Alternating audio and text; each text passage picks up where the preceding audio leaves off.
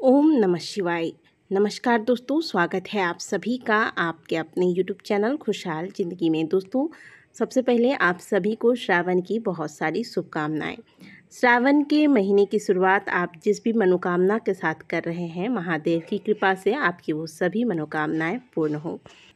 श्रावण के महीने में प्रतिदिन महादेव के मंदिर जाना, महादेव के शिवलिंग के दर्शन करना, मंदिर की सफाई करना या महादेव का जलाभिषेक करना यह उत्तम माना गया है। इससे महादेव का सानिध्य प्राप्त होता है।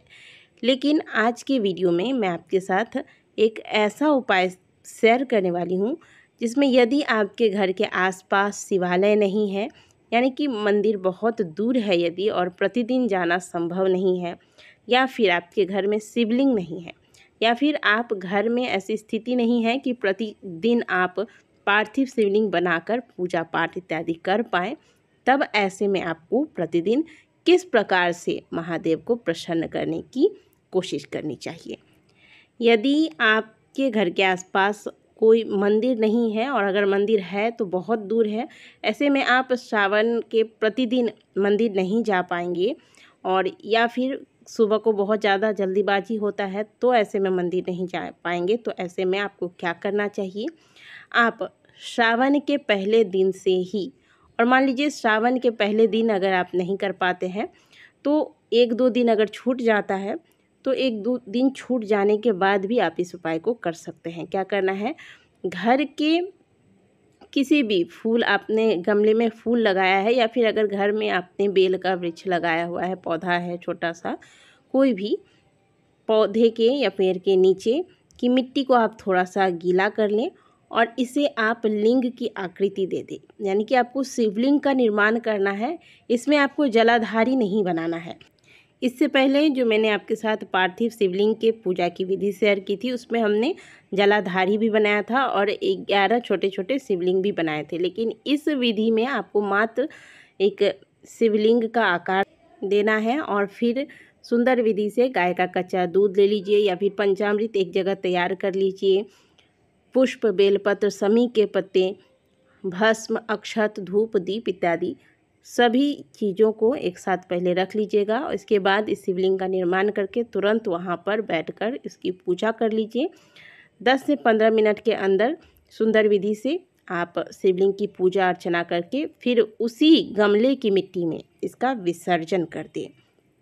ध्यान दीजिएगा कि इस शिवलिंग को तुरंत बनाकर फिर तुरंत पूजा करना है, इसलिए सारी सामग्रियां आप साथ में लेकर फिर पूजा आरंभ कीजिएगा। शिवलिंग बनाइएगा, पूजा कीजिएगा, कर्पूर जलाकर शिव जी की आरती कर लीजिएगा। इसके बाद जो आपके लोटे में जल रहता है उसी जल से आप यहाँ पर विसर्जन कर दें। गमले की मिट्टी में ही इस शिवलिंग का विसर्जन किया जाता है। फिर जो फूल पत्ती इत्यादि है इन्हें निकालकर किसी गमले में या फिर नदी में विसर्जित कर दें। प्रतिदिन आपको श्रावण के महीने में इस विधि से महादेव की पूजा करनी है। इस उपाय में मैंने पहले ही अपने आप ही आपको बता रही हूँ कि मात्र 15 मिनट के अंदर ही आपको निर्माण करना है, पूजन करना है और विसर्जन करना है। तो 15 मिनट का समय तो आप प्रतिदिन निकाल ही सकते हैं अपने आराध्य के लिए, चाहे आप कितना भी व्यस्त हों। घर के आसपास मंदिर नहीं है, घर पर शिवलिंग की स्थापना नहीं हुई है, तो ऐसे में इससे सुंदर उपाय और हो नहीं सकता है। पूरे श्रावण के महीने में लगातार इस उपाय को कीजिए। और ध्यान दीजिएगा, अगर आपने श्रावण के आरंभ में एक दिन दो दिन अगर छूट जाता है आपको, या तो आपको पता नहीं था या फिर जो महिलाएं हैं उनको मान लीजिए श्रावण के आरंभ में पीरियड्स चल रहे थे तो आपने शुरुआत में इस उपाय को नहीं किया, तो भी जब आपको पता चले तो एक दो दिन बीतने के बाद भी इस उपाय को कर सकते हैं पूरे श्रावण भर। महादेव की कृपा प्राप्त करने के लिए ये बहुत ही सुंदर अवसर है। श्रावण का महीना है और बहुत ही प्यारा सा उपाय है जिसका वर्णन शिव महापुराण के कथा के अंतर्गत किया गया है। तो इस उपाय को अवश्य कीजिएगा। उपाय से संबंधित यदि कोई सवाल हो तो कमेंट बॉक्स में आप पूछ सकते हैं, आपके सवाल का जवाब अवश्य दूंगी। वीडियो को लाइक कीजिएगा। मिलते हैं आपसे अगले वीडियो में, तब तक के लिए ओम नमः शिवाय। हर हर महादेव।